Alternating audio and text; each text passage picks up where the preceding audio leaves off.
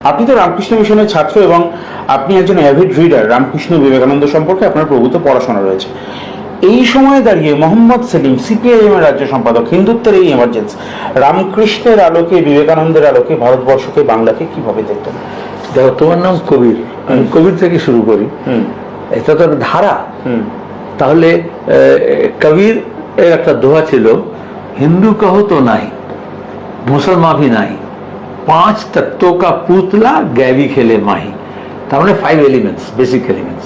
ताहले अपने अपने धर्म का मत मचाओ शोर, रास्ते सब जाते हैं एक ही घर की ओर। রামকৃষ্ণ কি বলেছেন? যত মত তত পথ।